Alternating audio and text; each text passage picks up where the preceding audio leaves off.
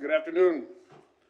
Um, First, I'd like to say it's an honor to be the first meeting of being a chairman, and I appreciate everybody's support, and hopefully we can get through this meeting, and we got a lot to cover. We only have, I think, one agenda item, but it's an important one. So I guess I'll call this meeting to order. 6:08. First item is roll call. Mr. Fernandez, not here. J.D. Gonzalez, Orfelio Quintanilla, Luis Hinojosa, Here. myself, I'm present. Arturo Dominguez, Here. Jean Lindgren, Here.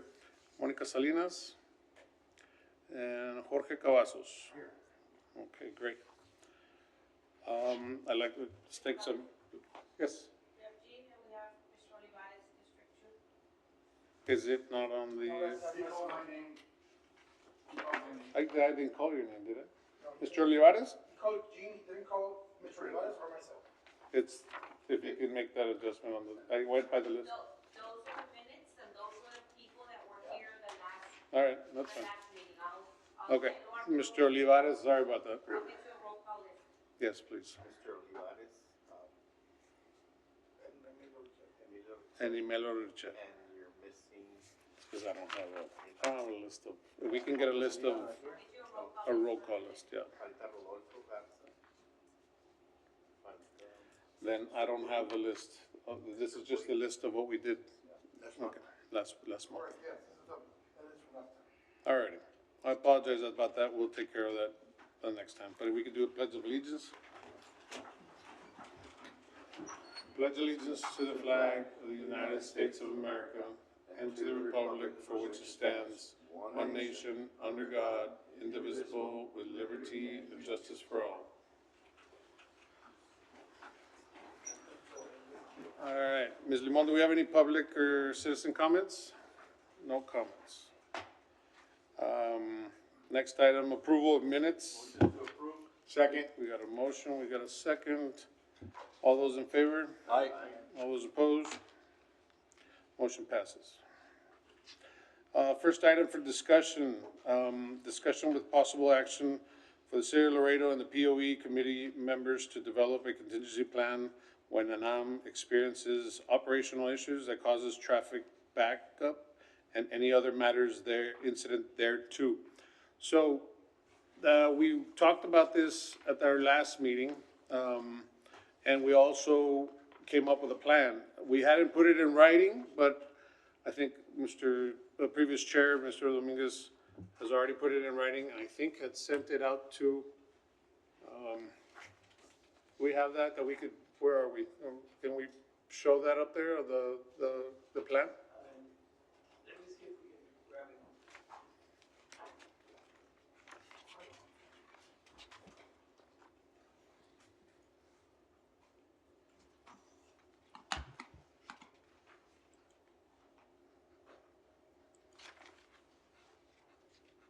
So we asked several departments to be here. Ms. Limon asked PD, county, traffic, I don't know who else, TechStop. Yes.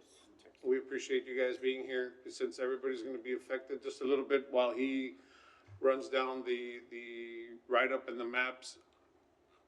The plan is to sort of divert traffic away from residential areas.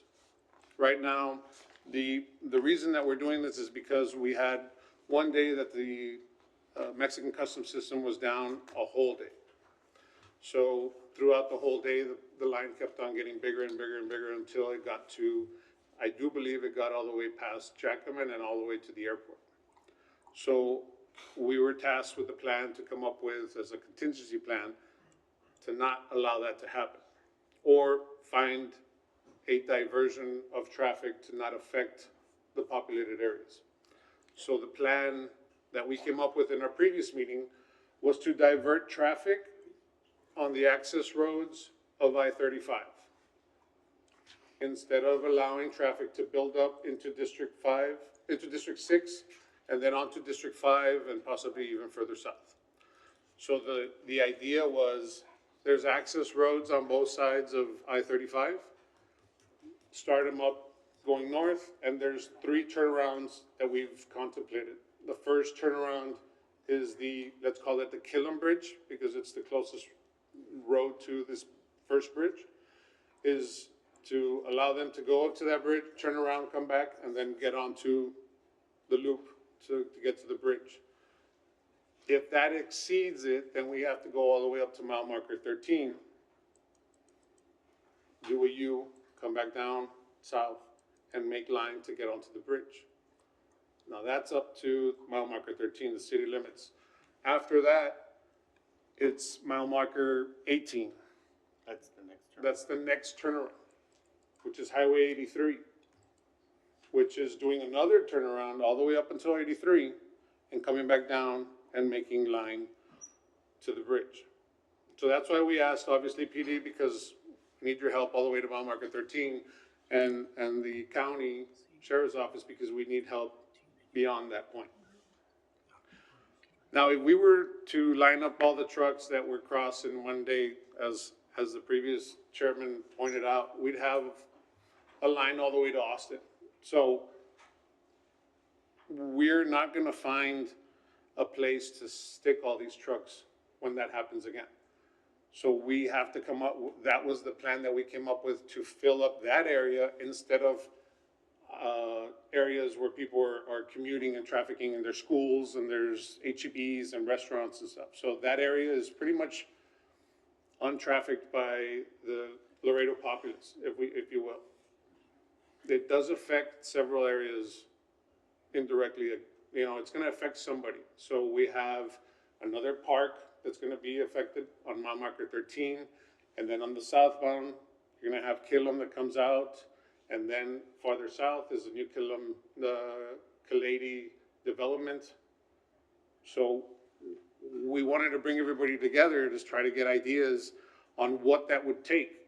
Because, Chair. yes, Do we have data on, I know there was 2 instances, one of them when it was pretty much, the system was down the whole day, 8 hours or 10, something like that, and then another time when it was down like 4 hours.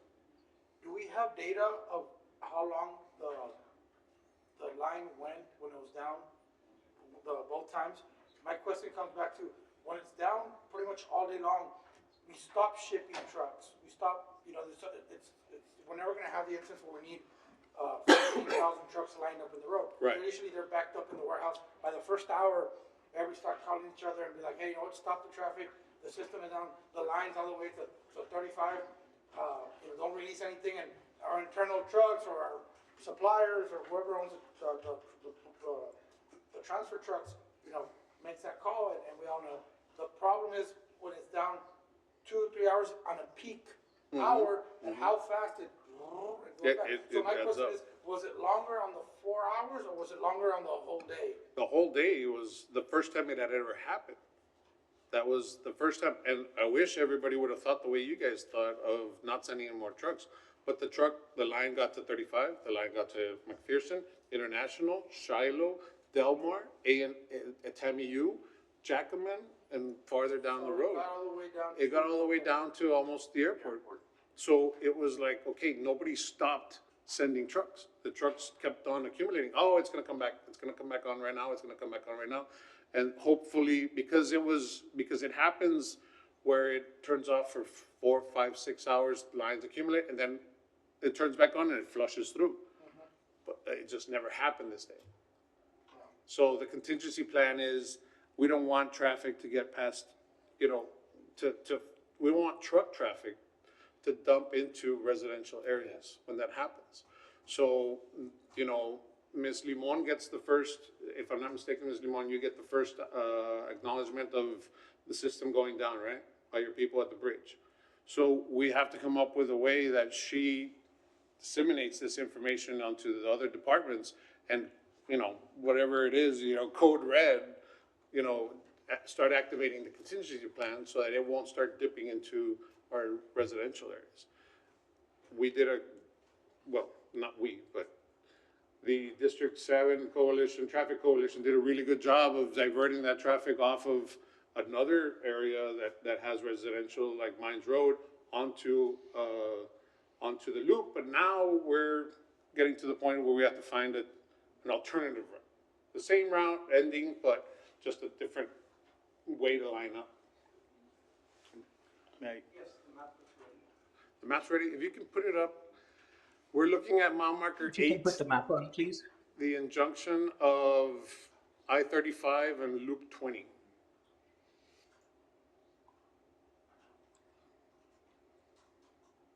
If you can zoom in A little more. a lot more, South, a little more south. more south. Okay. Right. Where's the, Where are we? more south, more south, more south. That's the one. Where's the loop? Down, down, down, You gotta look for the loop. down, down, down. That was Route 83. Yeah, a little bit more, That's, a little bit more, yeah, wait, right there. a little bit more. Where is it? Oh, that's 13, huh? Oh, yeah, that's, no, we have, we're Yeah, going. we No. started on 18, now we're Yeah, on okay, 13. down, down, down. Down, more down. I can't see where we're at. Yeah, that's more 13.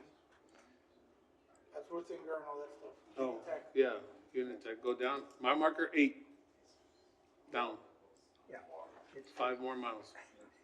Port Laredo. So in the past, may I speak? Yeah, no, no, And go while ahead. they fix that.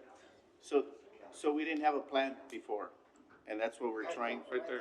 and that's what we're trying to do, is put a plan together so that everybody's in the same channel, so that when they call that code, everybody knows what to do, and just be ready for whatever is coming. And if that code is there, we'll stop sending trucks. The associations can send emails saying, don't send more trucks in the meantime till the system comes up. Because we gotta, I mean, Mr.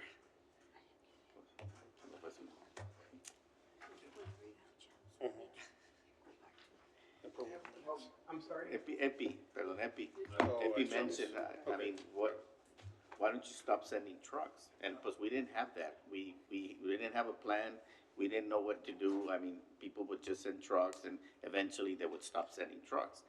But the danger part there was all the citizens that got stuck in traffic, and they couldn't get out for a while until they got a hold of how to get out of there. But in an emergency situation, I mean, it's pretty dangerous. So we gotta look for a way that we don't close any streets, any turnarounds, nothing, so that everything has a flow and everything moves. And if it stops, traffic keeps on moving. That's the most important thing. Now that line was, I think it's in the middle of nowhere. I mean, not businesses like it was in Mines Road. There's no children, there's no students, there's not people going to school buses. I mean, it's just an isolated road, if you want to say that. And then you have the other lane that traffic can flow. I mean, cars can go by there. And that's really what we proposed in our last meeting. It was, I mean, we talked about the parking lot. I mean, we wish we had all the land we could get, but I mean, they're not cheap. Who's gonna buy it? Who's gonna pay for it? Who's gonna control it? What if they steal something from there? And I mean, it's just, nobody wants that liability. Because all our audience know what we're talking about, like what we're going around, so the guy doesn't show it, that's why, to see what he wants to flip it out. Yes. So I would like to know what it would look like. See, I think we have to scroll it down from there, like, I'll help you Yeah. explain it, and I'll control you can come over here. Yes, sir. So at the beginning, we had said, when it gets to 35, but if it gets on 35, and people. Zoom out, bro. Around 35 was a line, it's gonna be a mess. Milo. So Yeah, there you we go. brought it down. So this is right here, Yes. Batista, he wants to do this, look at it right here, no? So this is the last round. This is the last round. Right there, yeah, right here, before mine. This is the last round. So we would put it, we start right here. So that this trailer can get off and everybody starts getting up and then they go around. Doesn't mean that they're gonna board here. They're just gonna, what's the route to get to here? You wanna form them on 35, so that's the plan, form them on 35. This is where it's gonna start forming, right here. And it go forming, I mean, killing is just the way how to get there. But once it reaches there, then they have to go down, do the turnaround,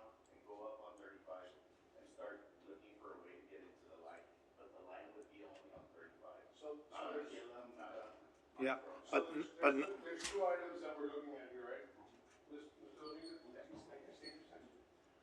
is to go in through Gillum. But the easier route would be, hey, this is already full, turn them around, and come back up and start forming your line. So that you won't congest Gillum. And how to So flush the here would trucks. be like flushing it out, it'd be like, okay, flush it out, come back up to 35, go up north, take a U-turn, and then start forming. If this gets full all the way to this bridge right here, then you have to jump up to 13 and come back down and start forming. And once this gets full, all the way to 13, then you gotta jump to 18. So the only concern, you know, once you get past mile marker 13 is, at that point, the frontage road is two-way operation. So you block one lane, how are you gonna get, you know, the other direction, right? So that's a challenge. So one of the things, again, I'm kind of brainstorming here. So we're all But brainstorming, could this not necessarily be like where truck traffic is sent up Mines Road and then stack them up, you know, coming back south, you know? what we're trying to do is get away from City from traffic. city traffic. Correct. Where our first objective was to get traffic off of Metro. The last thing we wanna do is stick it back on Metro. But you're, in a way, you're kind of circulating it through Mines Road. I'm talking about getting them past, you know, where the city is, you know, where Like the start over there by the golf course, start stacking them, you know, because again, you know, if we're talking about putting traffic on. We gotta remember two things, that the system is down. We still have traffic coming in from 35, from San Antonio, and they still gotta get to the warehouses to come in and unload. Correct, so if you're stacking them on the frontage road, that's also gonna make that traffic. We need to check, yeah, exactly, we're not sure. It would be, obviously, it'd be One road. only one line, I mean, it's two lanes going in. The far right line of being Stop. bridge traffic and the far left line of being through traffic. But how would the drivers know that they know to stack them? Well, okay, the same, how did you guys do it to divert it from Mines Road all the way to the golf course, onto Loop 20? That was a learning curve. I mean, I'll be honest with This you. will It be was, too. it Everything was, is gonna be a learning curve when you start changing And I guess the 8,000 thing is, drivers at right, ways right. that work. And I get that. It's just, I mean, I think, and I'm pretty sure that there will block both the lanes and nothing will be. And that's, So- Well, that's where what we need your help. And on the loop, and I'll be honest with you, because I know I went to meetings, you know, with the councilwoman, you know, for the media. The loop works. The loop works, and I know you guys have said that, you know, it reached all the way to the airport. One, it should never happen. If they were running the system the way it was intended to, it should have never happened. The problem was, well, I'll include myself in that discussion. Because I'm kind of the one that tells them how to do it and then Well, that's not implement my it. But if, let me step in. you want the loop? Yes, the loop. My marker is, alright. Okay. So what we do is what you guys are gonna do. We close all the ramps, that way nothing gets, you know, stuck here. The only issue is that, and it was just miscommunication, I believe this should be Bucky Hudson, if I'm not mistaken. So this is the last point, but we tell them, hey, nobody should be passing international. Why? So we don't have trucks coming all the way to Shiloh doing the turnaround and then stacking them here. That was the issue. What we tell the officers, what I tell the officers is like, hey, once you're here, your job is to continue having this traffic flow westbound, and all we're doing is we're doing a circle. You don't freeze them, you don't stop them, you keep. Right, exactly. But sometimes, you know, for lack of a better word, I guess, no communication or misinformation. No, first They time. keep them there, and it's not always the same personnel there, they keep them there. It's like, hey, why is the line all the way over there? And I go and check, I'm like, what are these cars doing here standing? That's not the way it's supposed to work.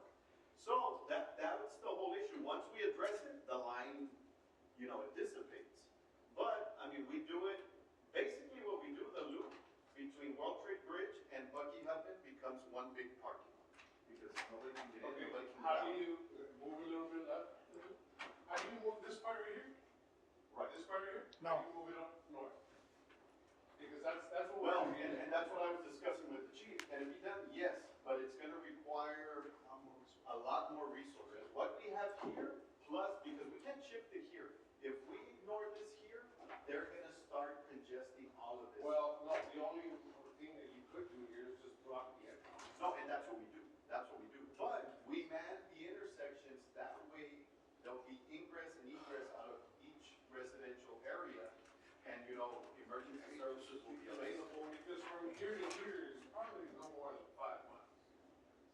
Right, yeah. No more than 5 miles. And then from here to here, it's probably Yeah, another. from here that way, I don't have a problem with it, but from here this way, 5 miles, those 5 miles, if you go this way, where there is no traffic of cars, of international, of Shiloh, of McPherson, of anything. You can have to try to do it. So it should be easier.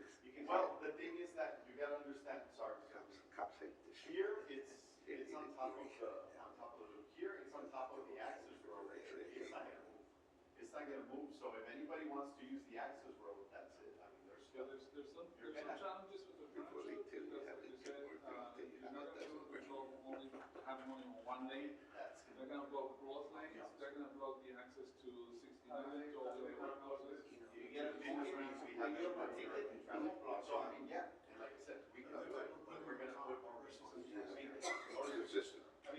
blocks of closing access, can it be done? Yes, but it's gonna take time, but a lot more resources. But then again, if you want to use mile marker 13, then again, we can use the other lane going north, just to keep the line going, instead of going up, we turn them around and we start down, I mean, it just goes up and then it comes all the way down like this. I think we have something to add for the. Go for farther out, first of all, if you. He's always been not in on the our system, stimulus policy, but he's so always the not. county and state, you just can't Real take a dope. Mexican driver, you have to stand over to the judge. So that's not gonna happen. Ticket, no, they block you the ticket, that's what they say. Oh, Yeah. for an international driver, you got a good stand over to a magistrate. I don't know the PD's policy, but you just don't issue the officer here like a resident or a. No, you would need to take it to this. You gotta take it to the judge, so you just can't cite a Mexican truck driver. Oh, if they're blocking. Right. They're breaking the law or something. Yeah, I guess this is what we're here for, I guess, to brainstorm and then you have resources, well, this much, this costs this much, that costs that much, and then for all those things, those are good ideas that are coming out, that's what we're here for. So this brainstorming is a pre-brainstorming to Monday. City council meeting on Monday, this is what they're gonna talk about. This is what Vanessa and what the mayor and what everybody else is gonna be talking about. So they're gonna call you guys back up on Monday. It's not this Monday, it's next week. Well, May, sorry. So that's what we're trying to get away from, like, so we can get in there with a plan, and it won't be the first time you see it at a city council. And as far as county or really DPS, you just travel to the like text not mentioned. At the moment, I'm not able to help you with solutions, but I can tell you that it's gonna be very difficult because of this. You have two-way traffic, you have a 13 on the opposite side.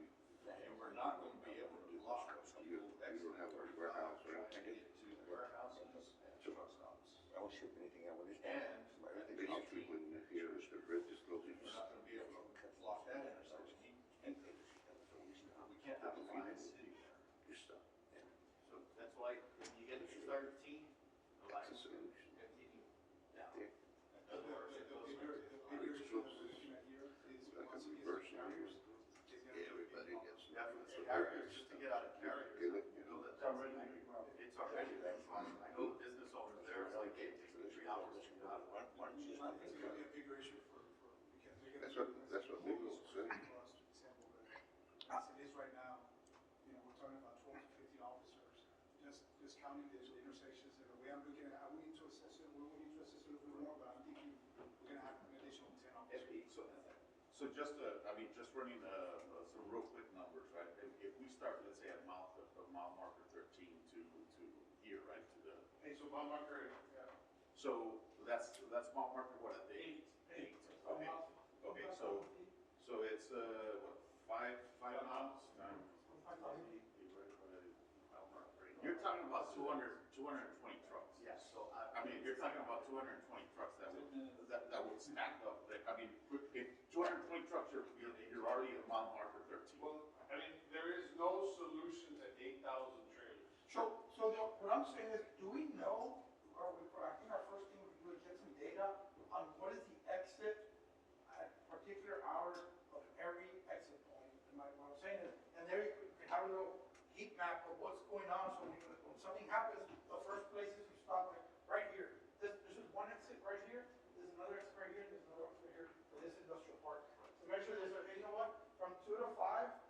have 150 trailers an hour Xing out of this part, then how much out of kill them, how much out of that, and then you go and attack that the moment they stop it, and you decide, where's my heat map, what's the first park I'm gonna stop, to stop. To slow down, to I need slow down I need to stop, you're not gonna stop here, it's only 25 trucks an hour, you wanna stop here, which is 150 per se, something like that. So, it's like, not control the light, no, with officers, control, hey, you can't leave. No, see, no. Dices que no se salgan. And no se salgan, now you put a warning with associate with it, but now we have black and whites, and they're like, hey, you cannot leave, do not leave here. And then you're gonna back me up, like, some will in the back, you're gonna back me up, I'm not gonna get anybody out here, why do I get anybody out here, the street's blocked. And that's what, at least this park would do, hey, don't release anybody, because we already got black and white, not letting people leave.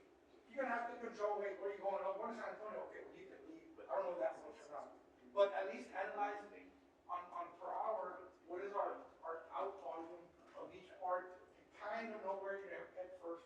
Maybe, I don't know that would work or not. To be honest with you, I mean, I'm gonna be very honest, it's gonna be very hard for us. To stop. So, already checking, as it is right now, So we leave everything on time, 220. every time that this happens, I'm gonna be very honest, it takes a lot of resources from the city to deploy that to that area. Because we're doing it on regular. Yeah, you don't, no people want you like, oh, You know, you're on the come streets, over. come over and work, Yeah. you can, because it has to be. Because, I mean, we're just moving the traffic to another location.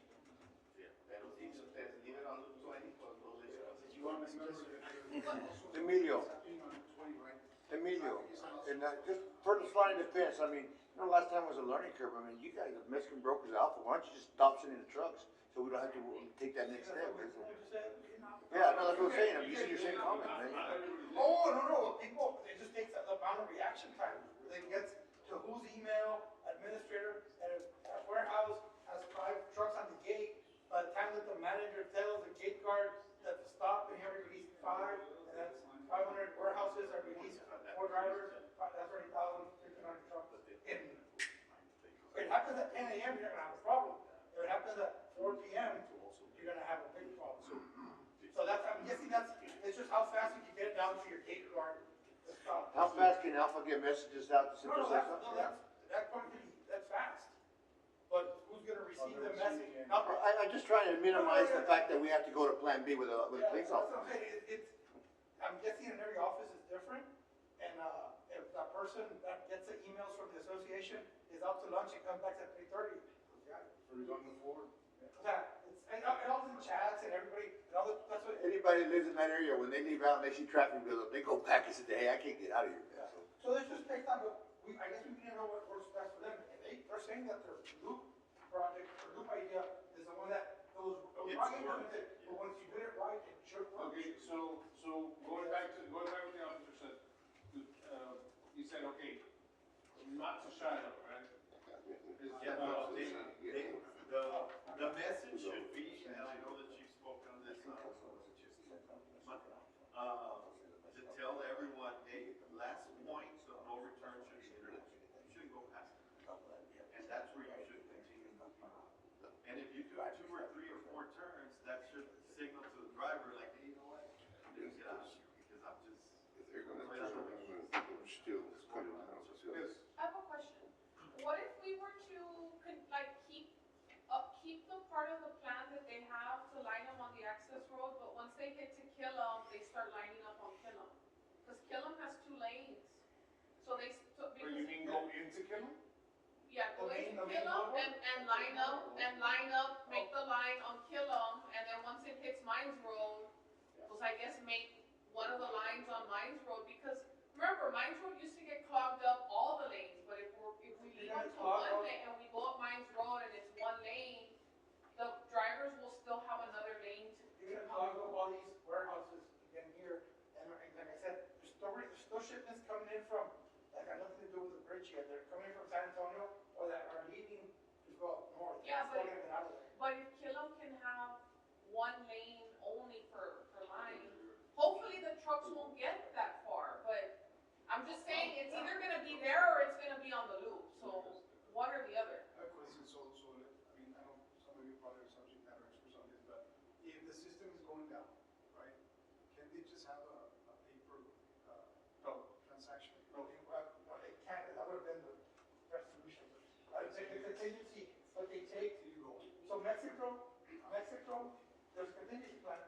same as the drivers, like, the warehouse, oh, send them right now in 20 minutes, so we'll go back on the contingency, like, no, no, don't put a contingency, let's fix it, and let's fix it. And 30 minutes go by, and an hour goes by, and 2 hours go by. So US Customs is very good about letting them, okay, go through and go, you know, just don't let them leave northbound, you know, Keep them at the port. keep them at the port. Additional But release. additional releasing the freight and then just keep it at the port. Yeah. But southbound Mexican Customs, I mean, we can't control that side. We have connection with CBP and they're really good about northbound, but southbound, there's no way that Mexican So I'm Customs. requesting, it's. Hopefully yeah. they're doing what we're doing, but for the system. Hopefully. Yeah, But and- we can't depend on that. I know, And to answer a little bit more of that, it's, the problem is, the truck's already there. So bring papers for contingency, Anam, Mexico, yeah, probably we'll go, you know, let's go back to the old system, just bring the papers, forget about the system, we'll process it. But the problem is that You have the trucks 500 already, trucks. you already have 500 trucks without papers there, you know, because they're on the new system, right? The system that is down. So some might be able to get them the paperwork, but the problem, some not. So they're just backed out there with the other ones. I have a question. That's the problem with them now. They don't have the conditional release. I have a question with that paperwork that you said. Is there a way when you all do your paperwork that you could maybe include like an additional page, like a just in case the system goes down, we've already pre-filled out? That's what we are recommending. For the drivers? Everybody, For the drivers? Yeah, like you fill out your paperwork normal, but at the end of the packet, you have that. This is the other tactic, well. Well, and then, Yeah. so now you have your little flyer pre-filled out. Yeah. And nobody- Can you add that? We're recommending to do that every single time from now on. Because if that's the case, now you have the paperwork that they like Well, said. that's something that we have to get you guys to help us Yeah. out with. You Yeah. guys. We already issue a. 1,000 companies to do that, maybe 100 will do them, and then next month, 200 will do them, and then. Yeah. But then it's gonna be just, but yeah, that's. That's the best solution, Yeah. because Every then time you we get a wouldn't have to membership. go- Well, if you don't have that flyer, you have to get out of the line. Well, what's the flyer? What's it like? It's not a flyer. Like- It comes with, it's like the old paperwork. Yeah. The old paperwork, like whatever But information. manual paperwork, not through the system, right? Not the electronic version, but Yeah. Manual. There's definitely have to be some talks, Does it and have we to be can't, manual? and I'm not here in the Can't they Mexican just system, print them out? you know, the manual, but there has to be some talks with them, say, hey, what's gonna be our plan B and how quickly we can react to? But I'm guessing we're trying to see both. I think that's gonna react to, they're gonna okay whatever we ask for them Have it probably pre-filled out. next year. And I think a plan here, we can make it in the next couple weeks with you guys, so that's a short term fix. The other one to the But yeah, but you guys are on the street, you know what kind of works and what doesn't, and How many ideas. pages? So, you know, to go back to the point that you guys were making as far as stacking traffic, right? You know, if, again, just brainstorming here, but if the trucks were set on Mines Road, let's say, to 255 and then come back and start stacking, I mean, you have a lot more, I guess, capacity there, you know, than on the frontage road. Because on the frontage road, you are gonna have, you're potentially gonna be blocking other trucks that are trying to come in. I think you mentioned it, right? Like, the warehouses, they're still gonna be receiving shipments from, you know. Yeah, so, you know, stacking them, you know, on Mines Road, I'm talking about like north of 3338. I'm talking about. So it would be like, flip the switch, all trucks now divert to Mines Road, all the way up to Colombia, or wherever it starts to And then, arrive. and then start stacking down. I mean, because at that point, I mean, go this way, yeah. So, how far out is, I know that Columbia Bridge and the golf course is city property. I'm not asking how far it is, but is that controlled by you guys or by the county? The city. The right of way is, I think, is the city. You're right, within the right of way, so. Where does it come out? About 13, 18. Oh, Oh, limits? yeah. 13 Peñitas. But the city We annexed. do go all the way to Colombia, but then heading, I guess, east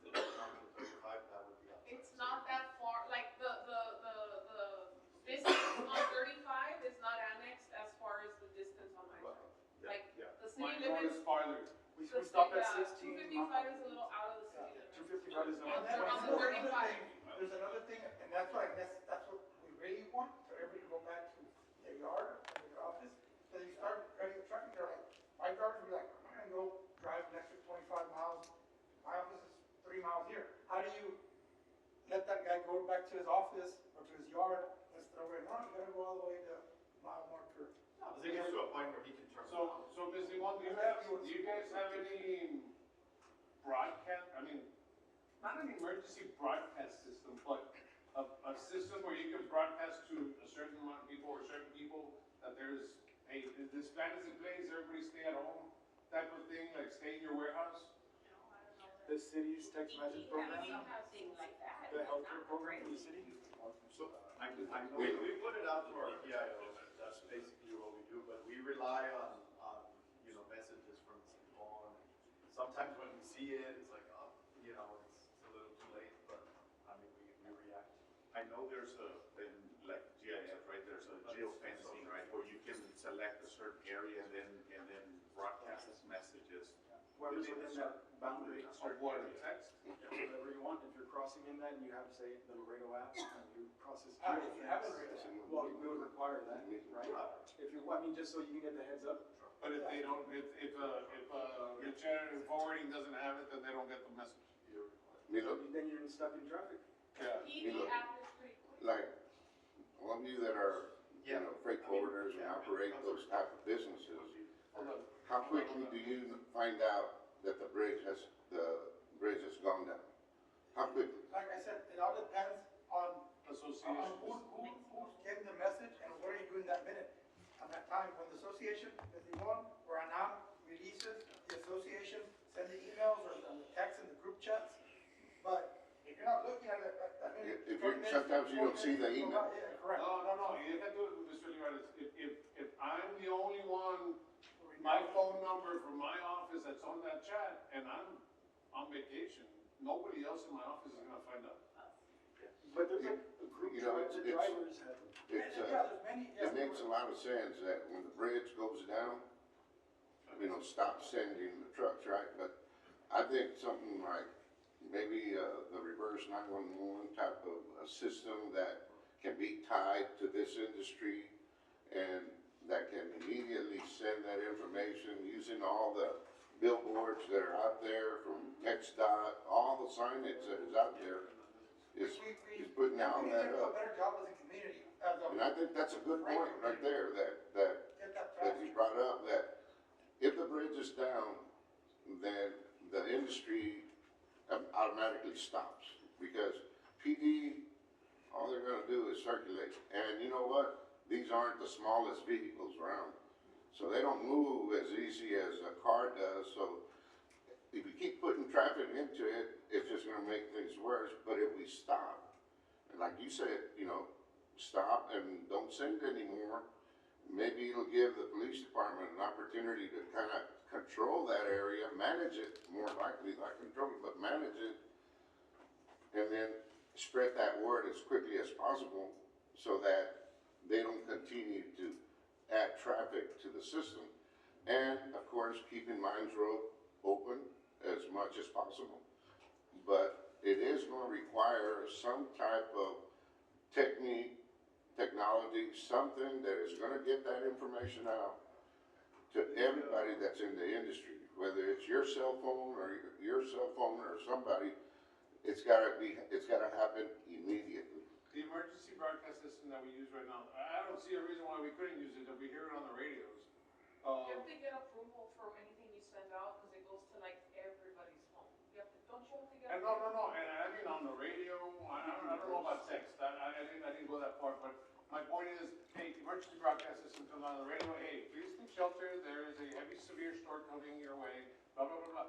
The same thing can be done for drivers, no? I mean, put out a broadcast saying, all trucks, stay in your yards, all trucks, the bridge is down, or the system is down, or some sort of radio broadcast to where it's, hey guys, stay in your yard, quédense en sus patios, no salgan, el puente está cerrado, blah, blah, blah. Because other than that, the only other direct communication that you have with drivers is a CV. If they still use them, do they even still use them? The problem is we didn't have a plan, and that's why we got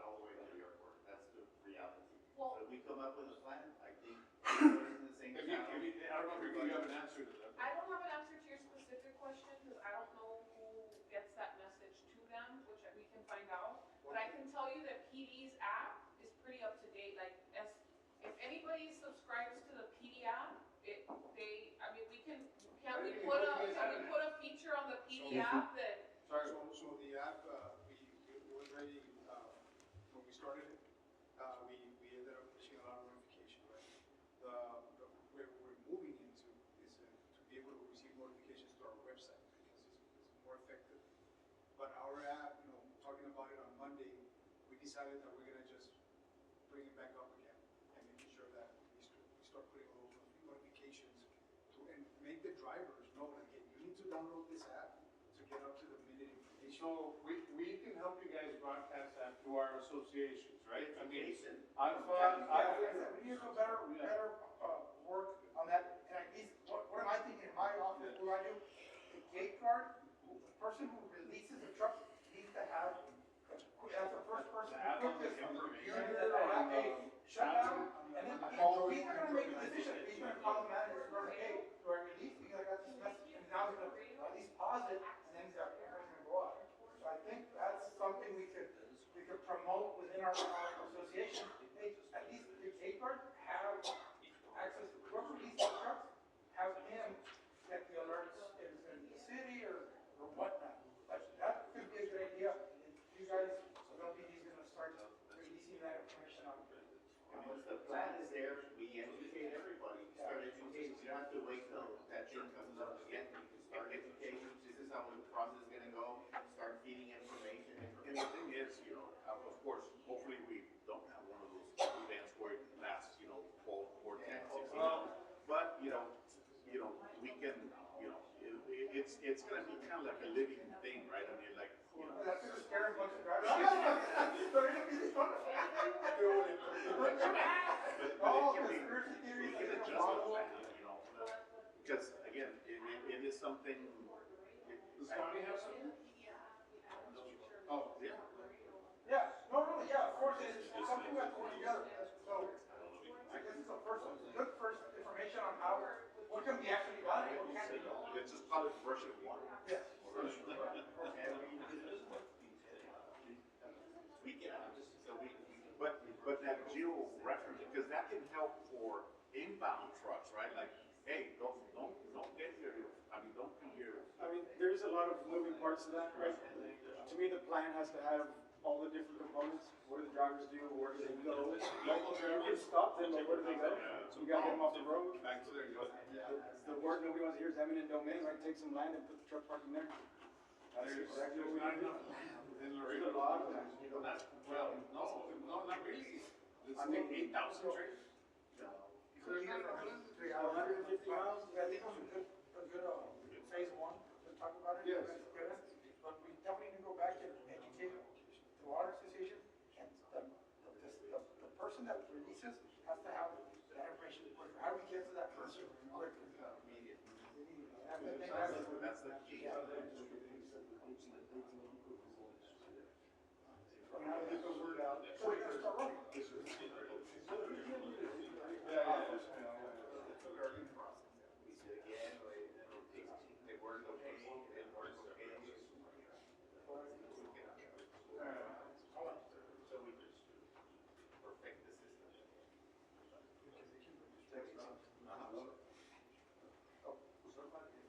I like the workshop though, man.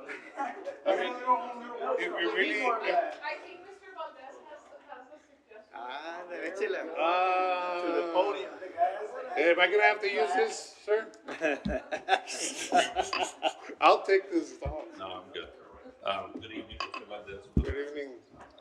No, I was just saying, Councilmember was asking if we could do it through TD's app, and I was asking Chief if, through the app, because I guess every person would have to register, right? So you'd register your gate person, your person inside the office, whoever, the five emergency people, and so they all get the notice and they can stop trucks from leaving.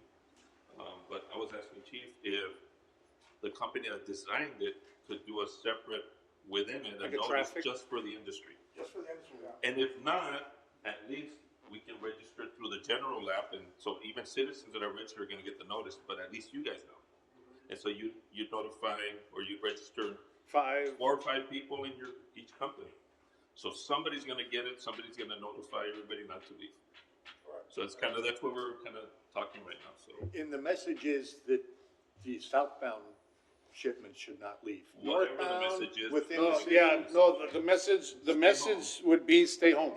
Yeah, and that would be even for citizens, Stay in your, If you don't well, wear a mask, I anybody don't that's know something driving else, in the right? area.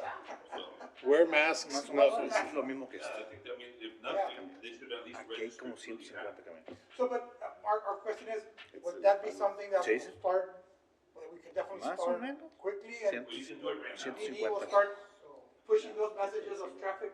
You download the app, it's, And another keep question Mike is, at whatever time. Emilio, turn on your mic. The right one. the other question is, how much traffic would that app have, like the text message, I can send 15 text messages a day, and then the day of the traffic, because you know, I'm sure you're gonna get notifications on traffic congestions, right? That's what you're gonna get accidents in the city. That's the notifications that we send out. Now, for this one, it would be like, hey, system is down, We all know. That's why he's gonna check to see if Yeah. they separate the industry from the norm. So, Chief Rodriguez for the record. Yes, Chief sir. Rodriguez for the record. Thank you. Police Department. Usually you get those notifications for the citizens, right? And for us, it would be to add an additional notification for, hey, the Mexican system is down at World Trade Bridge, expect delays. You know, that's basically what we will be sending out. And that should be trigger the industry to say, hey, the system is down, don't be sending trucks, don't be doing this, don't be doing that. Now, if you want a more direct, I guess, application towards this, I'm gonna check, see if we can do that, we can add an additional, I guess, layer for the app, and that way we can just push those notifications to the industry itself. Okay, so right now, I register on your website, on your app. I download the app, I register my email, my phone number, everything. I get a text, or I get an email, or I You get get what? notification on the application. On the It'll app come itself. up. Yeah, it'll tell you to choose, you know, if you want a banner, you know, the same thing with every application. If you want to receive notifications from the Laredo PD app, it'll come up, it'll pop out, hey, there's a notification from. Okay. Not on all of your apps. Yeah. Same thing, it works the same way. I didn't know if it worked like you registered your number and you get a text, or. They're just, the app is allowing that notification to come through your phone. And so you just. Like if you have a Ring camera, it'll ring on you. yeah, what I'm saying is, Hola. it's through the app, it's not a text message. Yeah, not a text message. Yeah, it's not a text message, it's through the app. Yeah, and then I'm going back on the question you had on the broadcast. There are specific things that you can broadcast as emergency. That has to, It has to meet a threshold okay. to be able to do that. And to do that for rich crews, it's not gonna work. It's not considered an emergency enough to happen. There is nothing like that Where the emergency mayor said it broadcast was system? an emergency situation. I mean, The mayor declared it as an emergency declaration. he did declare it as an emergency declaration that day, so. What? Well, if he had a Yes. suggestion, he said, try to get a Well, bad signal, A bad signal. and we can turn it Ah, on. that's right. Hey, it's a Yes, sir. little complicated, it's a Chairman. tight community, but it's gonna take a while to get the message all the way down. But Yeah. at least we'll have the customs broker, the alphas and the customs brokers, we'll try to start spreading the word, but we need that information. What's gonna be the main point and. who's gonna put it on? Okay, yes, sir. Mr. Chairman, Scott Avent, Chief of the Sheriff's Office. for the Thank you for coming, sir. I know we're going back and forth to several things, but yes, just my 2 cents, get to the root of the issue, is try to shut it down the best you can, as soon as you can. But also, in discussing with Chief Rodriguez and TxDOT, I haven't spoken to the councilwoman, it's her district.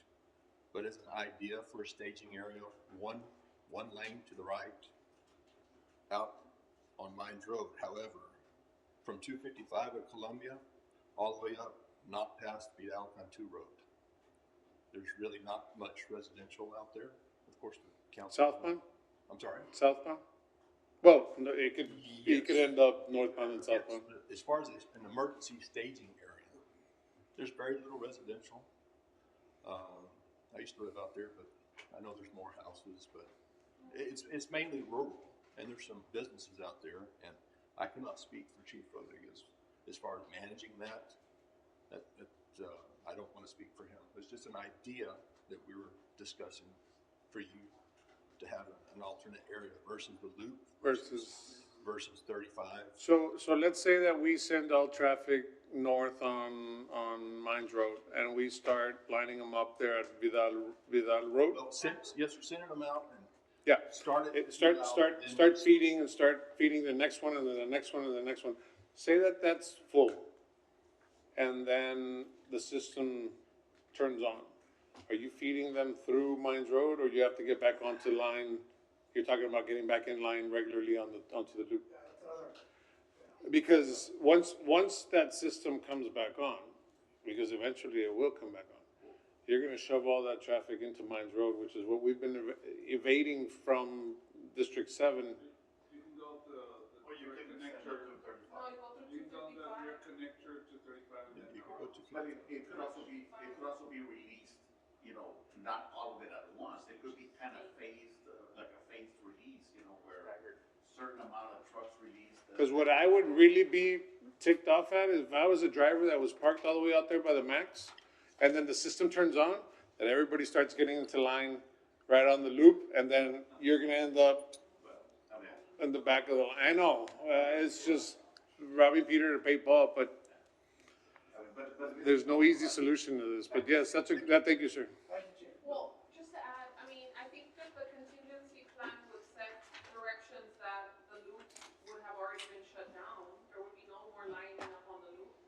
And then they would go up to this road, right, like you suggested. And I'm thinking, starting all the way at the intersection of 255, because that road was recently designated an overweight corridor. So it's actually more heavily built for the truck volume traffic. So we could have it queue up from 255 down, and then once the bridge system comes back on, they go to 255 and come down 35, get in line, and there's not gonna be any traffic, On Mines Road. east of the loop. The loop is still shut off. So anybody who wasn't already at the cutoff point is not gonna be able to queue up there because Do you mean queuing up on 255 going west or going east to 35? yeah, well, like the East line towards starts- 35. We're diverting the line at 250, the corner there, and then they come back down and get in line. Off of 35. Yeah. Or like what the councilwoman is saying, to direct them back, if I'm understanding her correctly. I just took Vidal out of the sky. A quarter of a mile farther west is Las Tiendas 3338. You can make that your line. And then like she's saying, you can send them down 3338 to 255 and then back around to 35. That's the one I'm talking about. You're talking about Peñitas. Yeah, Yes. Yes.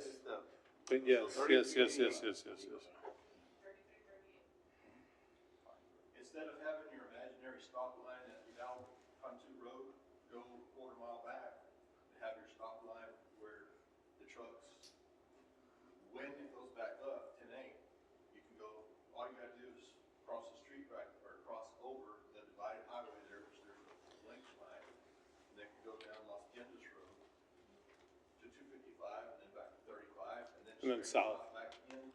Back into Loop 20. I guess that would go like up to like 83 and then come back. 83. Yeah. Or they can take 255 all the way to 35. Yeah. Avoid Botinas. Yeah. They're at the Hill Ranch. I guess at that point, it's not gonna make that much of a difference.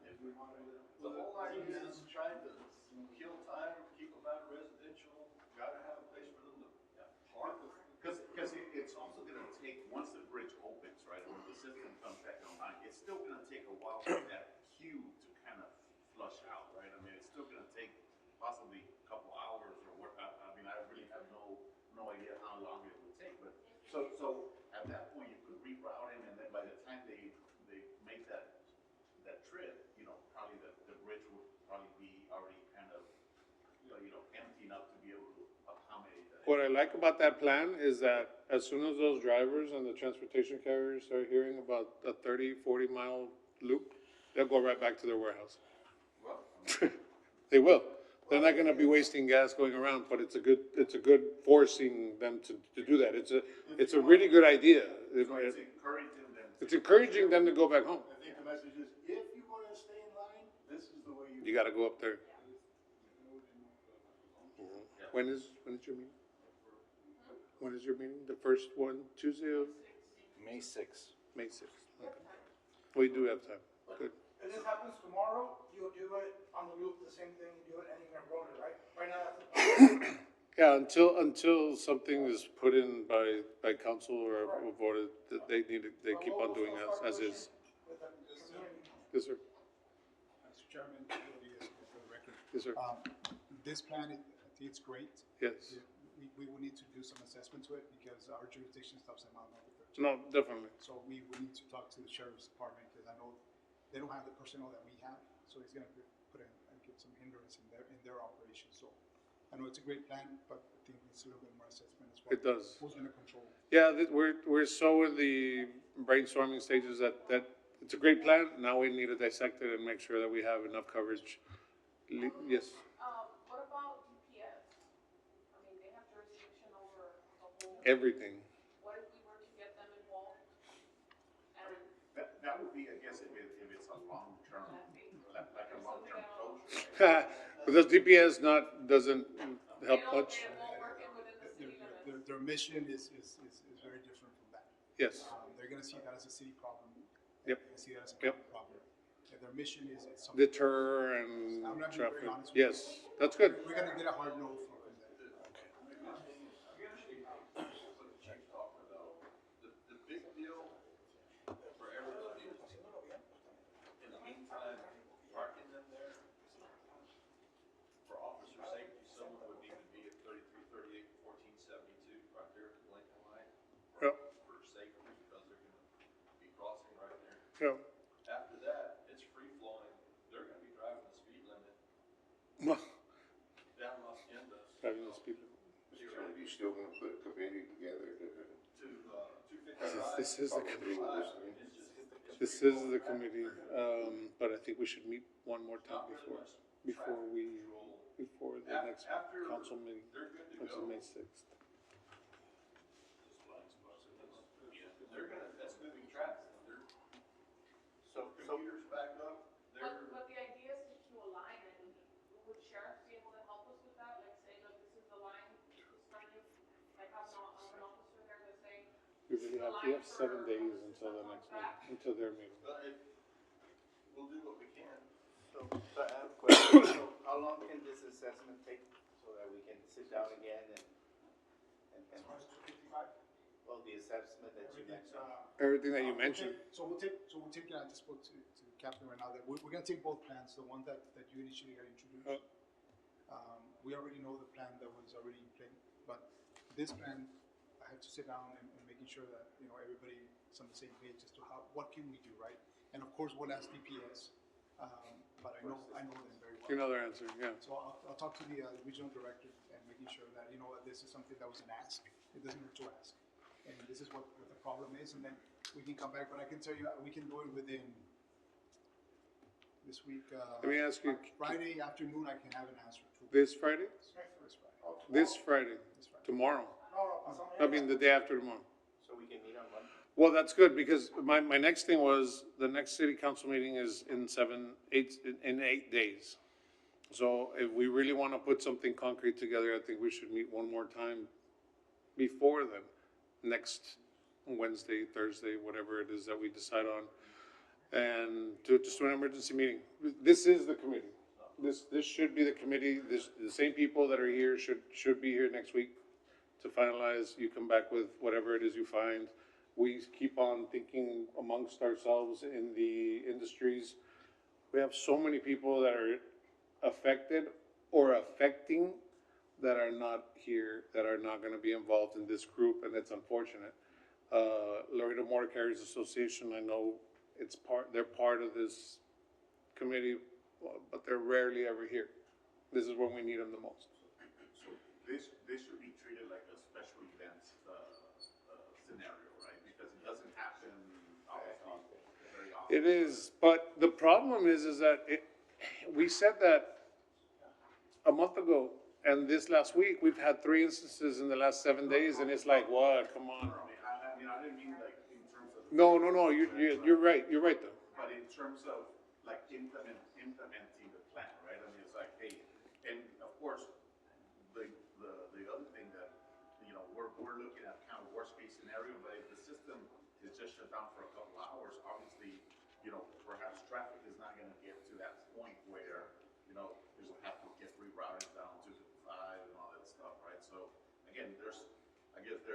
worst case scenario, which, you know, would be a long duration, and then obviously anything less than, you know, maybe devise something for a, you know, 4-hour closure, or, you know, an 8-hour closures, just to kind of have different ideas and be able to communicate that to some of the stakeholders, right? It's like, hey, this is, of course, we wouldn't know that up front, you know, but maybe that's something that we could adjust. Well, just to piggyback off of that, I mean, maybe we could do like code, you know, code yellow, code red is, you know, after so many hours, you go, you know, you elevate it, right? Maybe going the loop the way you've been doing it is okay, but once it hits, like you said, a certain point, you're not gonna allow any more on the loop. Now they have to come and go to plan B or whatever, and they gotta wait there or go back to their yards. And then, you know, once we're good to go, we just need like little levels and So, understand yeah. by time, like depending Yellow. on how long. So one thing, Or yellow, orange, red, something like that. something is, and this might not sit well with a lot of people, because we're in the industry, and we can control it. So through the associations that are not here, through the associations that are not even part of our board, is how we're gonna end up controlling that.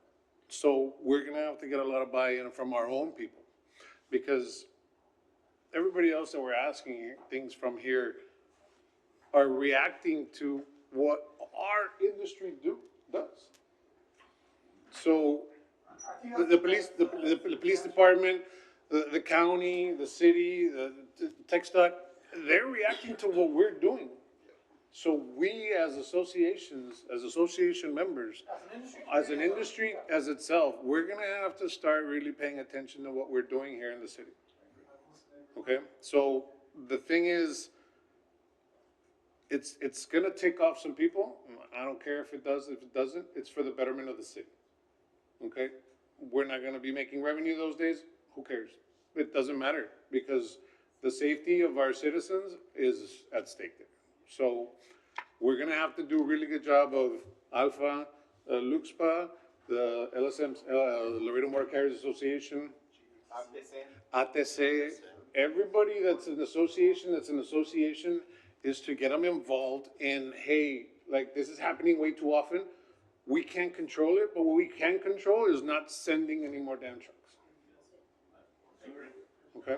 Melissa, I know that, we talked, just as a brief mention, but I know as a private sector, we were in DC, and we talked about it briefly, but we went to the, ambassador and sent a letter out there as part of the chamber. Several, organizations signed on, so that's been, escalated. Top of that, I know there was a press release yesterday, but, you know, I'm apologizing, I wasn't able to attend to those attending those functions. You know, I've been, fortunate enough where I can go to DC, and I'm bringing it up and escalating to DHS and also CBP. They were not quite aware of that, but there's some discussion on that now. We getting support, I know, going up to Cal, and just on a national level, we've created an organization called NICBUS, North American Custom Brokers Association, which consists of Canada, Mexico, and United States, and we're dealing with just the presidents of the organization. We brought it to their attention as well, looking for support on that as well.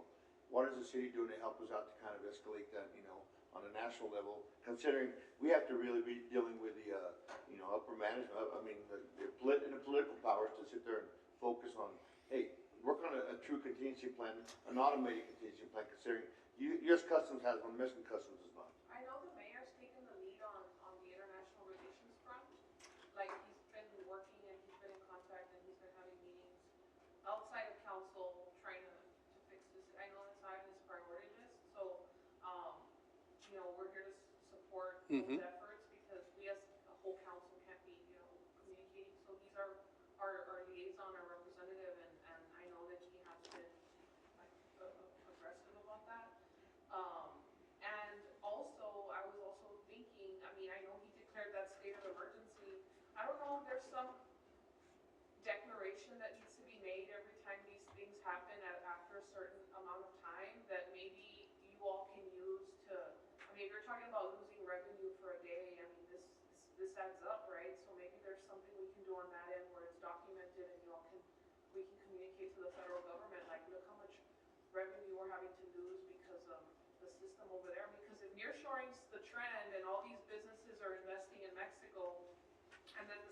unreliable, well, then that trade's gonna stop. I mean, we can't have this unreliable entity that we have no control over affecting our, supply chain in the United Well, States. the only positive, good thing that I see is that we're not the only port affected by it, which is good.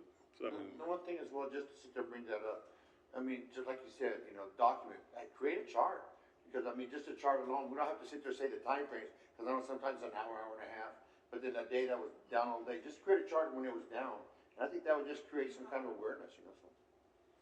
yes, If I may? yes, go ahead. Yeah, just to double down on what you said, the associations, I propose that the committee ask the associations involved and set a little bit of rules when this happens. All the associations come up with a immediate, notification Amongst themselves and then to their people. But together, Yes. all the associations together with all the logos and everything, have a system that we can all, so we can have a little bit more, we're all on the same page. Not Right. Alpha sent it, but Luzma didn't. Luzma or did, vice yes. versa, Or LMC didn't do it. So I was gonna ask Ms. Limon, but really, we're the ones who should be spearheading this. Mr. Dominguez, if we can put a list together of associations that are not here, associations that are not part of this, committee, and invite them, if we can set up another meeting, next Wednesday, which gives us enough time that if we need to do something, we can do something on Friday, which is the day before the next meeting on Monday. Set it up to a motion. I make a motion to set up another meeting for the next Wednesday, which is the first, I believe. Yes, May the 1st. Second. All in favor? I oppose? If I may also, Yes. Chairman, if I can for the record, if you all can guide me with a reaction time, because the moment I get notice either from my staff that traffic hasn't moved in 5 minutes, I notify Anam, I get confirmation, I start sending messages out. And then sometimes within 10, 15 minutes are like, system's back on. So guide me as to a reaction time and say, once it's been 30 minutes, then notify you all, because I can kind of. By then, we already know. Okay. I'll let you know that by right now. If We can kind of put all this plan in place, and then the system comes back up, and it takes everybody's efforts to put the So- plan in place, and then their system comes back. US Customs has a 2-hour window, maybe we could do an hour window. Okay. or Yeah. 1.5. Okay. If you do an hour at 4 or 5 o'clock, you're already backed up. Yeah, So you're it's from 2000 45 trades. minutes and, If you maybe do an hour some- at 10 a.m., you're gonna have 200 trades. 15? I Okay, would say if the system's been down for 15 minutes. then notify. How quick do you guys get messages? How quick does Alpha get messages from UNAM? From Anam, either we get it from Anam, from the city, or from CBP. Yeah. And we get it, maybe sometimes 30 minutes, sometimes 15 minutes. The problem is that sometimes they don't send the message because they're hoping to solve it. Within the next 10 minutes. Exactly. And sometimes it happens, sometimes it does happen. Yeah. The idea is they don't wanna say something to alert everybody, but if we don't, then the problem becomes bigger, right? So we should have, hey, heads up. I think the contingency should be on the basis of where the line is. Once it gets to a point, it's a contingency no matter what. Chief, at what point do you guys start sending patrol cars to the loop to start? So it's on different level. So, Chairman Rodriguez for the record. Yes, sir. So, Mr. Chairman, to answer your question, it's on different levels, right? So as soon as I get the message from Ms. Limon, we deploy, what we call the first responder to see, to assess, right? Then they start calling, okay, it's getting backed up, we need additional units here, here, and here. Usually the sergeant that's in charge of that area is the one that continues to request the additional units. So the first 4 units that we send is out just to assess the intersections and the exits. And that's the way we've been working this, because once we need additional resources, then that's when we start pulling from those residential areas where the other officers are, supposed to be. Yeah, you start pulling from other areas. So I think that's how the plan should be, like, the yellow is the assessment, and and we're waiting for the other color, which is the orange, and then it's Red. mobilizing. Yeah, the broken arrow is the red, right? Yeah, the red is, Yeah. don't set anything, this thing is already Yeah, under and- control. And I wanted to convey something to you, Mr. Chairman, and the committee members here, that I think it's very important that we understand that all this that we're doing now is just a Band-Aid to a big problem, right? So we continue to see an increase, an influx of commercial traffic coming our way, because we are the number one port in the whole world, right? So I think it's important that we continue to think, okay, what are we gonna do for the future, right? Because we process, 8,500 plus commercial vehicles a day. Northbound. So- One bridge, yeah, northbound. So with that in mind, I think it's important for us to start thinking, okay, what are we gonna do when we're processing 20,000? Motion to get more police officers. And so I'm thinking, what if we do like a street on top of the access road to just send the commercial traffic as soon as they hit that 18-mile marker, start sending them over that bridge or that additional access road over Okay. the road over the access road. So just because we continue thinking, okay, this is a contingency plan, this is what we're doing, but it's just a Band-Aid to Yeah. a bigger problem. Yeah, and it looks like we have a lot of rewriting to do on our plan. Stage 1, stage 2, stage 3. So, okay, so let's go ahead and move along. So we already went ahead and approved the next meeting, so we'll do next Wednesday, and we'll start at same time, same place.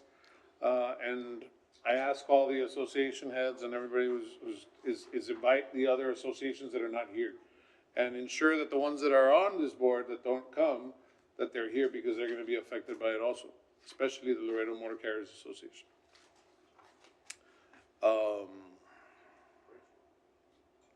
Yes, so we could have the next item, the bridge staff report.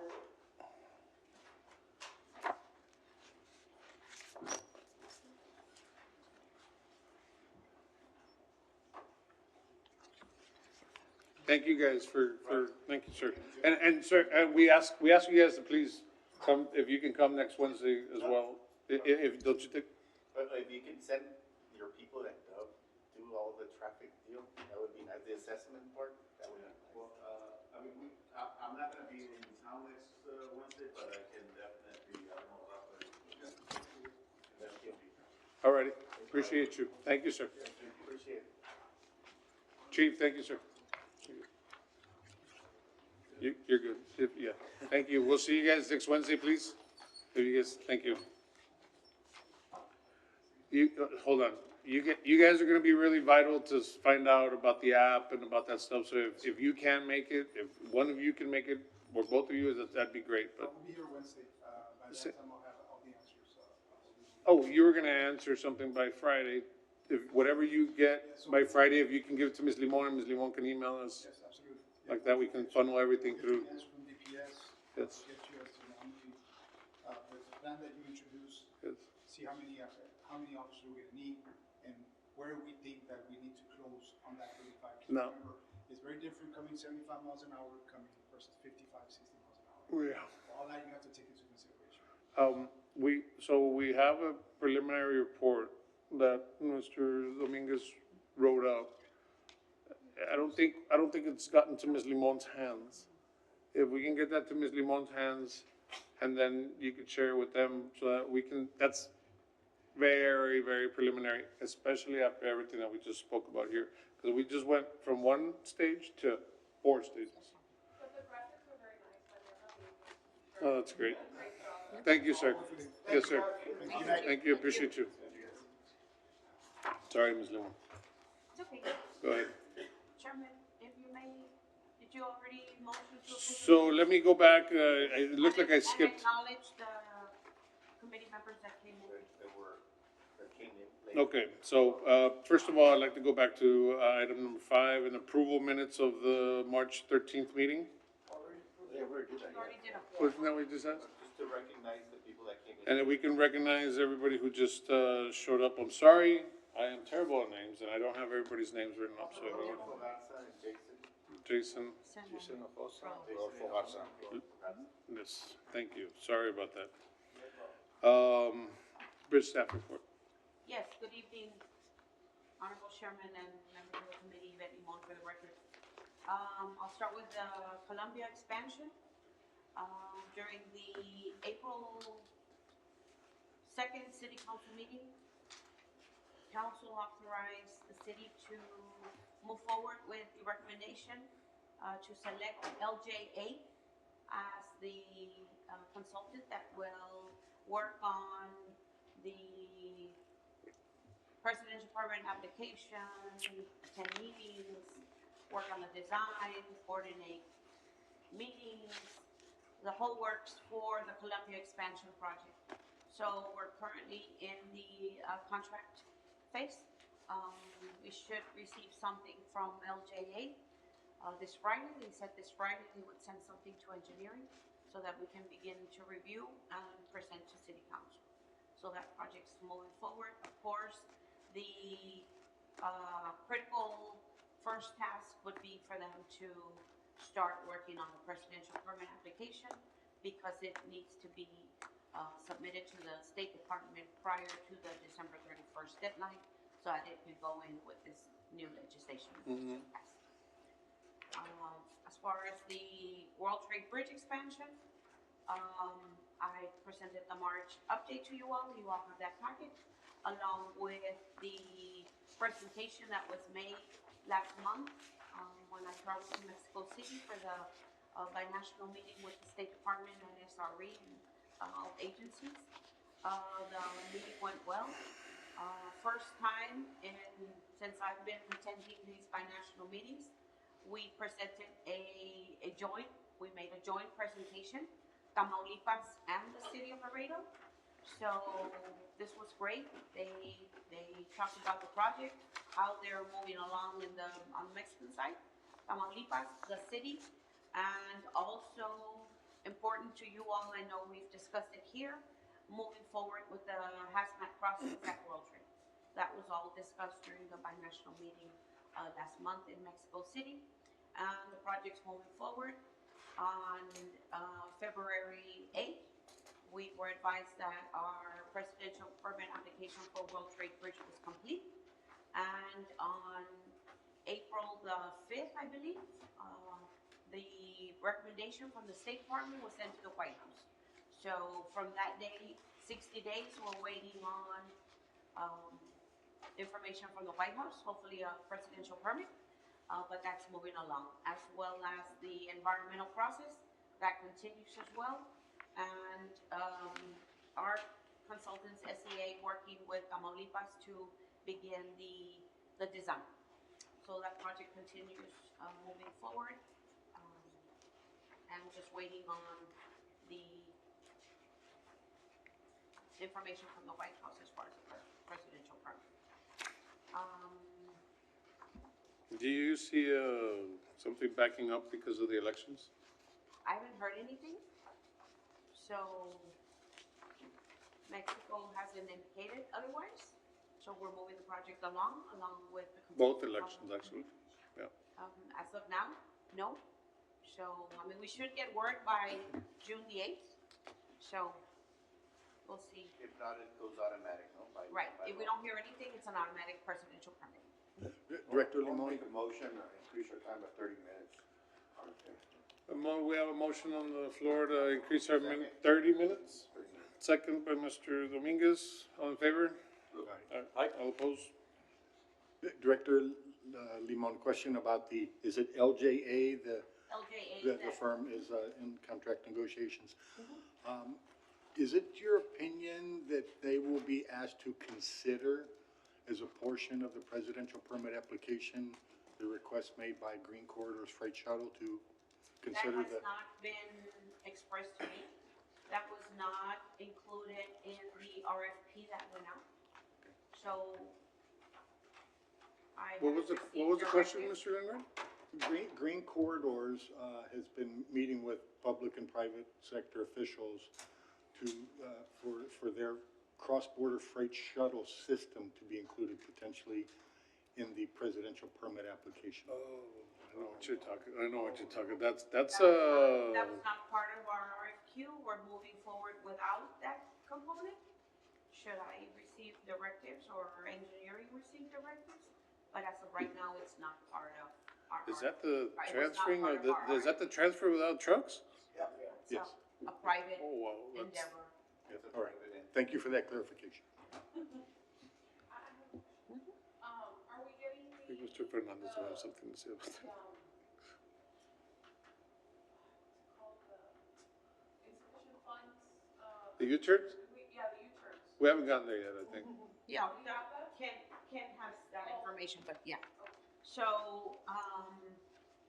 I believe you wanted information, Arturo, on that road that we had met with TechStart and discussed. It's currently being worked on through TechStart and engineering because they do require several documents. What road is this? A temporary road that used to be used before the fast lane was put in Oh, operation yes. through Riverbank and then go up by the exit booths to go into the parking lot to conduct business there at the port. So we're working with TechStop, and once we have all the details, then we'll present it to the city management, and if they feel this project needs to move forward, we'll bring it to council and work with TechStop to get the license agreement or MOU or whatever is required for this roadway. Who is in charge of that? Is it the city or the TechStop? It's engineering working along with TechStop to get the information that TechStop is requiring. But we're working on that.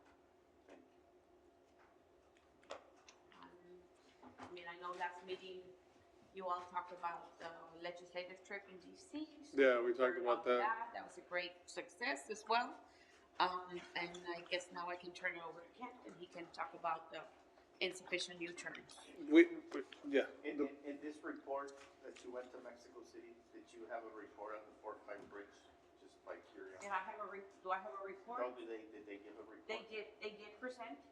They did present. They were there. They did present. Nobody from Colombia, Nuevo León presented, but Mr. Clafito and his team did present regarding the Fort. How did that go? And they made a presentation just like we did. They don't make comments. They don't engage.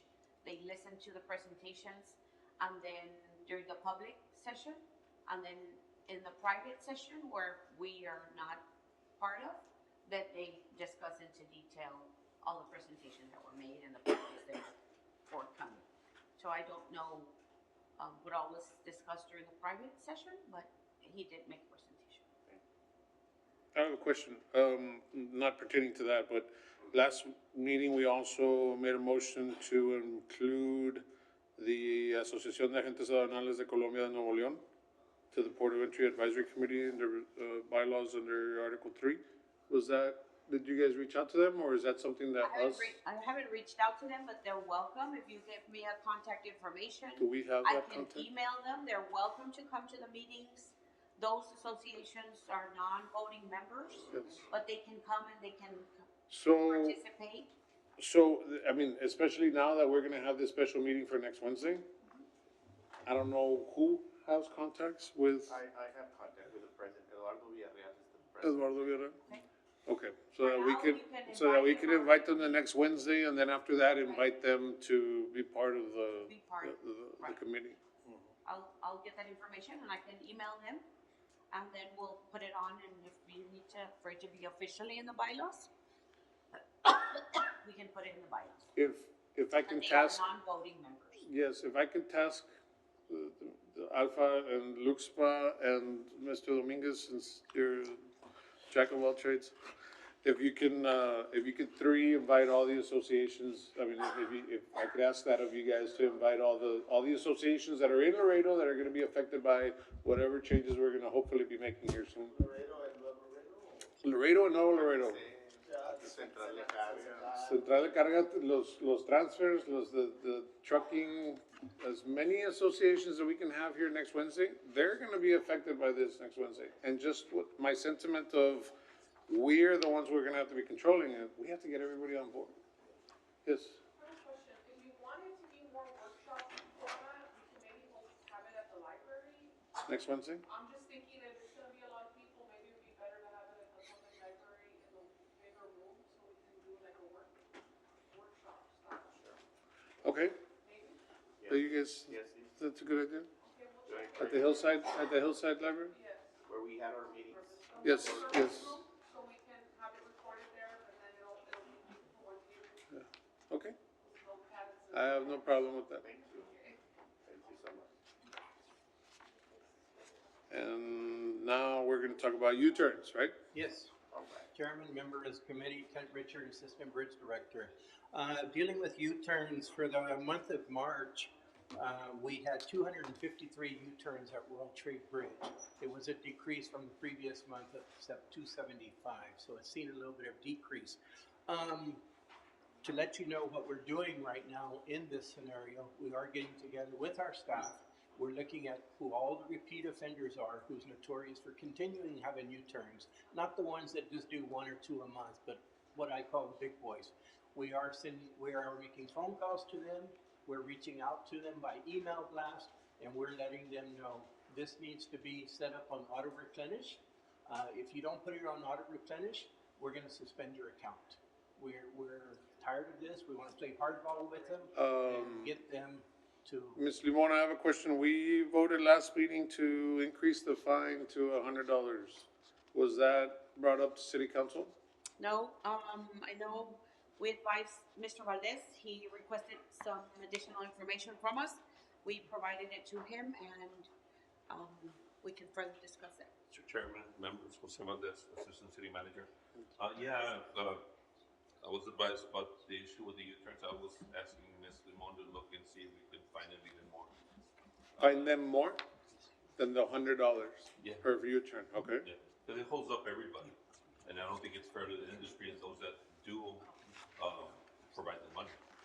Again, like Mr. Ken, I had asked him for a breakdown, so I have that, and we're gonna work with them. I wasn't aware of the $100 request from you all, but I did ask her to.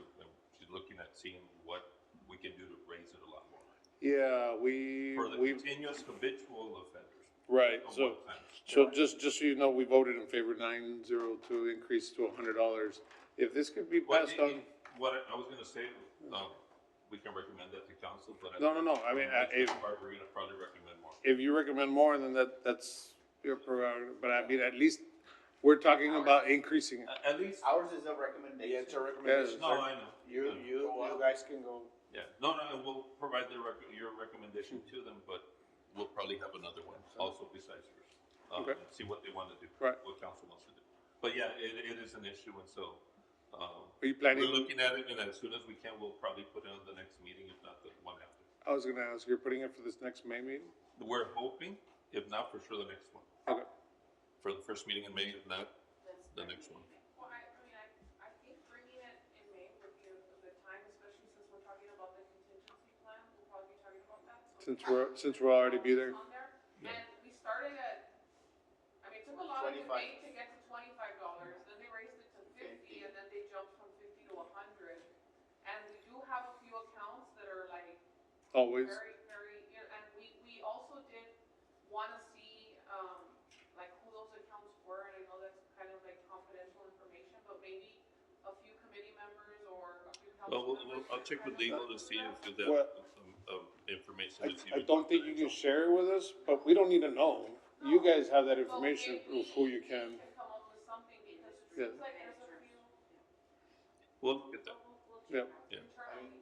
I mean, just, We appreciate the fact that you all are increasing it, but I think, yeah, we're gonna recommend But a little bit more. That's as good. comments, if it's a repeated, I mean, Oh, we raise it wanna up do and raise it up, I mean. The city's looking at doing habitual, offender ordinances, not just for this, but for a lot of other things that. Okay. Repeat offenders, Yeah, good. and so we're looking at that in general. I know legal's been working on that for a little while, and so hopefully that'll affect everything, but I think this one needs to be specific to To the your bridge, industry and the yes. bridge, and so, yeah, we're gonna consider that. Oh, wow, we didn't know that that's what you guys were Custom looking at. does that. Well, If it's you're a kind of repeated, something we started working on. Your Good. penalties go up, that's custom does that, you're a repeated Yeah. offender. Yeah, we'll recommend a lot more Penalties than go up, that. so there was that. Anyway, just so you all know. Thank you, sir. Appreciate it. Yes. Yeah, hopefully they get discouraged and they'll stay. Well, Mr. Chairman, if Yes. I may, I think that we had an issue, Mr. Valdez also, we had an issue with, we weren't requiring people to keep like a backup method of payment. Credit card payment? So when they get there and they don't have enough money, the system could automatically charge them, or when they get to a certain point, they could reload, so they have enough for at least one crossing. And we were, leaving it voluntary, but I think Ms. Limon's they're saying that they're starting to make it mandatory. I think once we implement that on a mandatory basis, the turnarounds are gonna. Why, Ms. Limon, why are we waiting so long to just put a backup of payment? I was gonna say What's the issue there?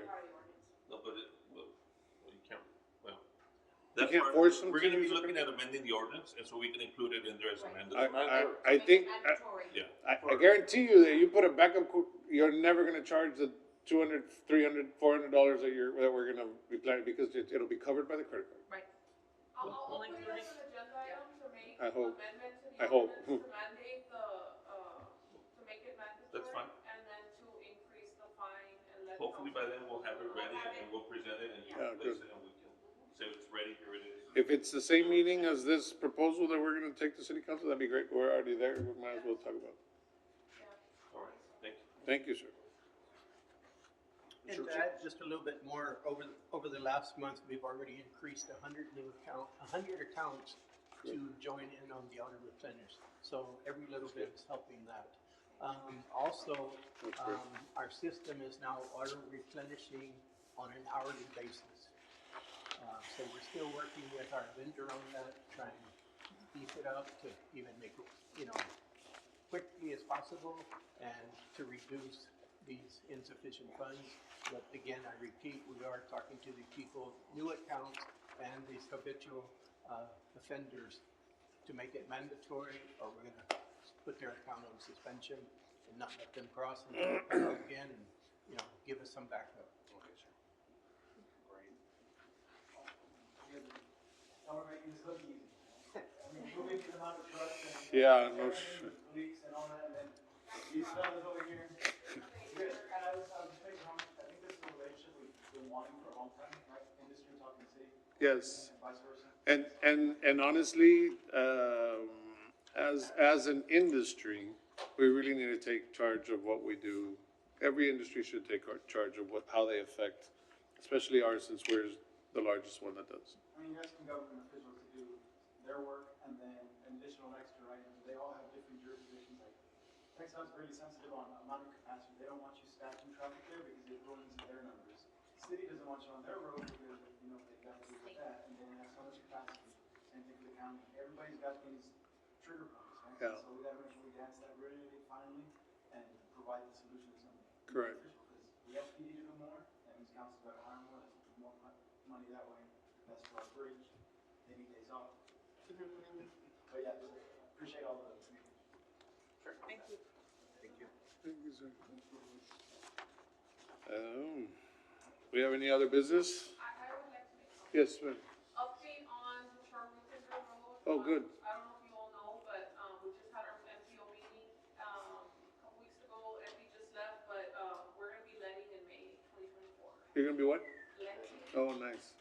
Letting the project, so Texas will release that for bids, and once they secure a contractor, then we'll do the groundbreaking sometime probably July, August. We gotta Nice. coordinate with Senator. What is that, 2 year? 2 year? About a 2-year construction plan. So, but, we had a lot of hurdles, we had that funding gap, and then close that gap, because we had to acquire the right of way for the city. TxDOT normally takes charge of that, but this project was a little different, so it took a lot of coordinating between the state and the city, and finally coming together and getting that right of way, just in the nick of time. I think if we didn't get it by the Thursday, it was gonna be put on hold, and we got everything by Wednesday or Thursday morning, so, we made it, so, that'll be good news, and we'll keep you all updated on all that. Very good. Thank you for your leadership. Thank you very much for You that. made it happen. Yes. If we would have reached that deadline, that money would have gone to. Oh, God. No, thank goodness we did. And thank you for that, Councilmember. And part of the success started when we collaborated between the public and private sector last year when we went to our Washington. legislative trip in Austin. And we impressed the TxDOT commissioners as well. So that was wonderful. Thank you. Well, it's the way to go, the public-private partnerships. Right there, buddy. Yeah, no, thank you guys for everything that you guys do, everybody indirectly, so. Other than that, we already scheduled our next meeting, but if we can schedule our meeting for May, since we're already here. What dates are we looking at? A month from today would be May 22nd, Wednesday, May 22nd. Can change it? No, it doesn't have to be anything, whatever it is that we need it to be. So we're meeting today, the 24th, and next week, May the 1st. So I think if we could push it back to May 29th? And we're at the library. The first will be at the library, the 29th back to this regular meeting. Hopefully by then we'll have everybody and everything already pushed onto you guys, so you guys, and hopefully you guys can already make a decision by then. Does anybody have a problem with that date? If you could also push Carlos Fernandez, because he's a big player on that. In consideration, he represents an organization in the trucking industry in Oro. And an association, if I'm not mistaken, right? And an association, if I'm not mistaken, isn't he the trucking? Yes. Yeah, of course. Yes. I'm the same. Yeah. He sent me a message. Did he? I forgot. He forgot. Dile que debe una carne asada. He'll be here. Okay, so At the- He'll pay for the carne asada, but it's gonna be at the councilwoman's home. No offense, sir. So May 29th, we're good with that date? Motion to You get a motion? set up the meeting on the 29th of May? All right, can I get a second? Second. All right, first and second, meeting on May 29th. That'll be our next regular meeting. May 1st meeting, not to be confused, all in favor? All opposed? Not to be confused with our workshop next week, May 1st at the library. Other than that, if we, motion to adjourn, second by Mr. Dominguez, all in favor? All opposed? Thank you. Meeting is adjourned.